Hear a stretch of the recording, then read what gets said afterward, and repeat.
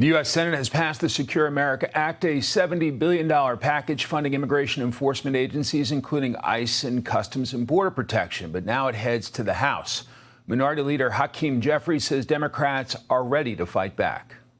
House Democrats are going to strongly oppose this $70 billion reckless Republican budget bill because we believe that taxpayer dollars should be used to make life more affordable for the American people in an environment where the Trump economy is crashing in real time, the cost of living is out of control, gas prices have skyrocketed as a result of this reckless and costly war of choice, and Donald Trump wants to spend $70 billion in taxpayer money to continue to unleash mass and untrained ICE agents on law-abiding immigrant families, and in some cases, brutally target or kill American citizens.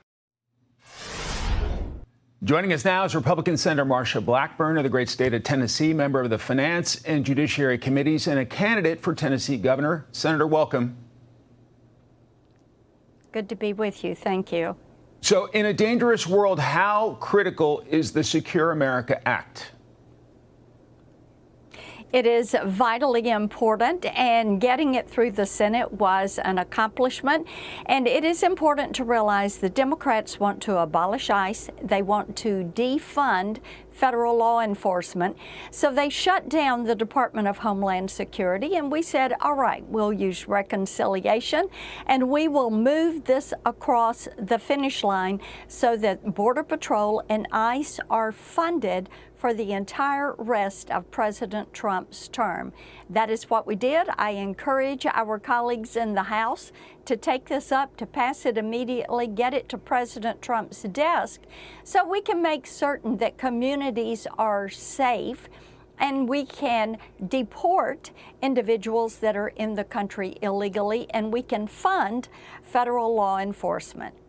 Considering we are at conflict with Iran, can you believe that this funding has been held up for so long? It is inconceivable that they would do this, but they're so given to this abolish ICE method. And you know, one of the things, Mike, that they continue to do is put illegal aliens and their concerns before the interest of the American people. And as I talk to Tennesseans, they absolutely cannot believe that the Democrats would shut down Homeland Security, that would use Homeland Security investigations, the Coast Guard, the Secret Service, TSA as pawns in their game of trying to continue to abolish ICE. They want secure communities. They know that safe communities are going to be more affordable. People are going to be able to get to work. They support what the president is doing and what Republicans are doing to address affordability and get the cost of living down.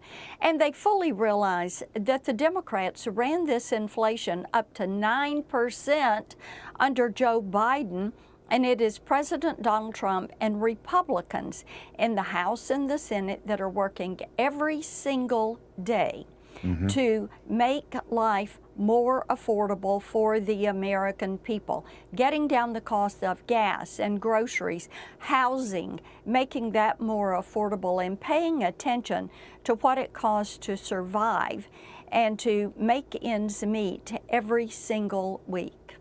At least 20 protesters arrested in New Jersey at an ICE detention center. The graffiti there saying, "Kill ICE." What is your reaction to what we are seeing there in Newark, New Jersey? It is disgusting. It is a crime to go after federal law enforcement.